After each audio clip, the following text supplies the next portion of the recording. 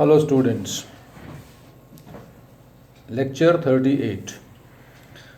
In this video lecture we will discuss about civics chapter 2, that is federalism.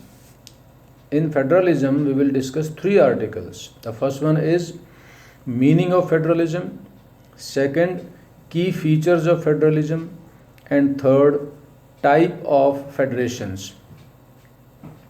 So meaning of federalism is a system of government in which power is divided between a central authority, that is a central government, union government, that is for the whole country, whole nation, and other various constituent elements of the country. Normally the federal countries have 2 or more levels of government. One is the government for the whole country, which is responsible for the subjects of national interest, and second is the state governments or the provincial governments, which look after the day-to-day administration of their state. And the countries which are having third level government, like India, that is panchayati government or the local self government. This is called root level government, in which every individual is allowed to participate and they must feel the democratic feeling. They must understand the democracy.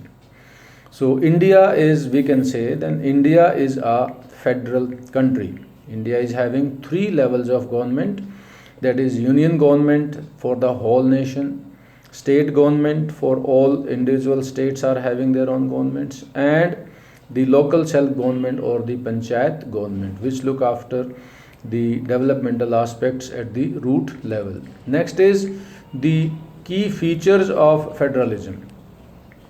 What are the features of federalism? First feature, point wise we will discuss.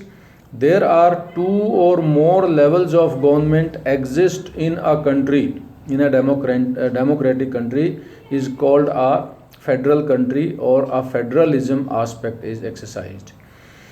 Second feature is different levels of governments govern the same citizen, where each level of government has its own jurisdiction, area of governance. In case of legislation, legislation means making rules, regulations, policies.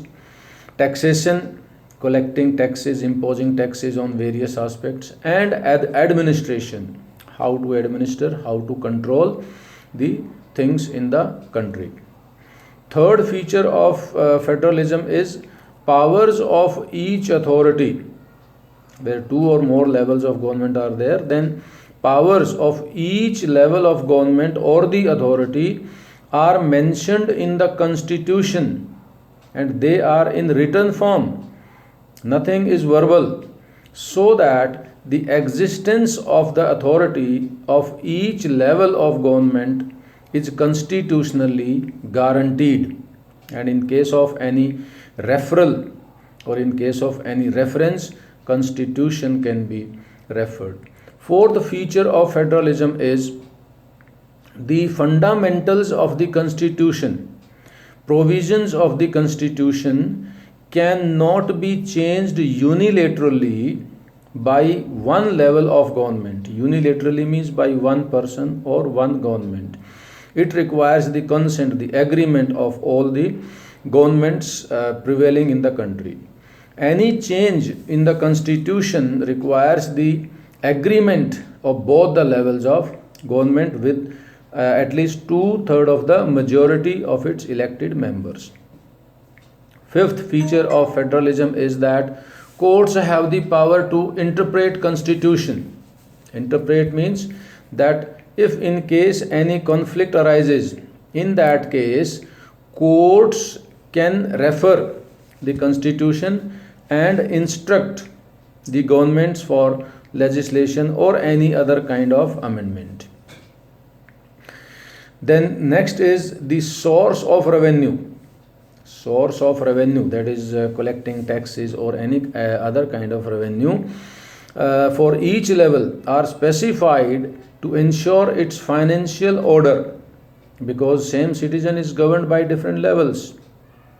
If people are working in a state government, then their income etc is affected to the state government. If central government, then central taxes etc. So the collection of taxes are also mentioned in the constitution. And the seventh feature of federalism is that thus federal system, after discussing all above features, thus we can say that federal system has a dual objective, two aims.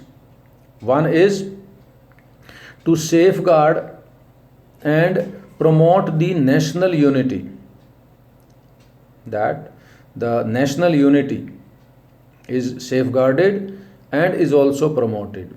And second objective of is to accommodate social diversity, that in federal countries every social community is given equal status and given equal power. The case is earlier we have discussed the case in Belgium, in India also, that power sharing mechanism we have already discussed. So these are the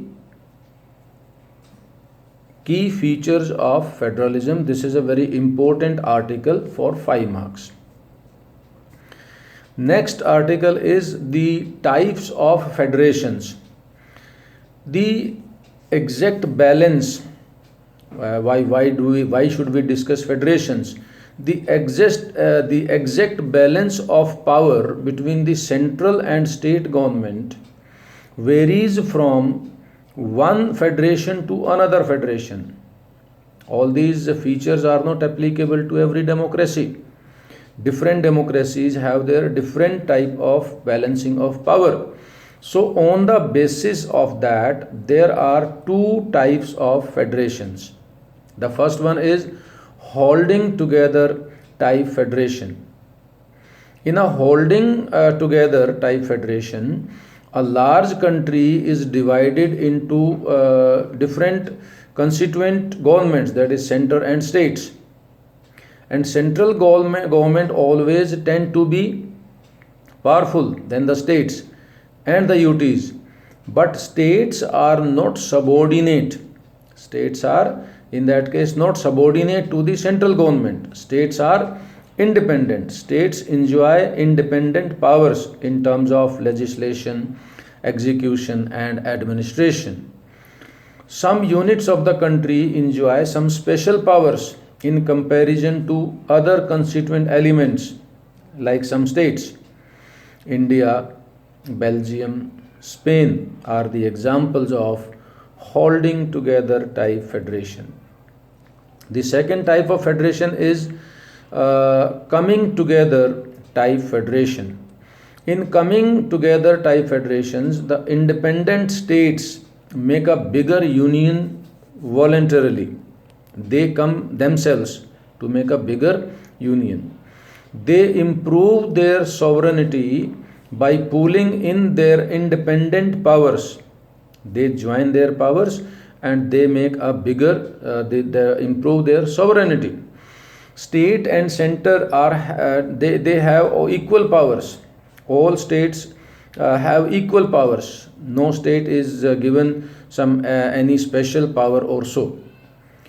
The examples of coming together type federations are America, Australia, Switzerland.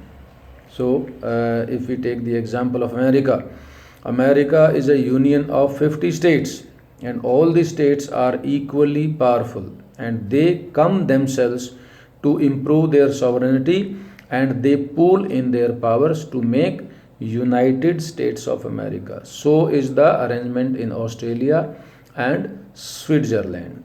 Thank you very much, students. Keep on watching.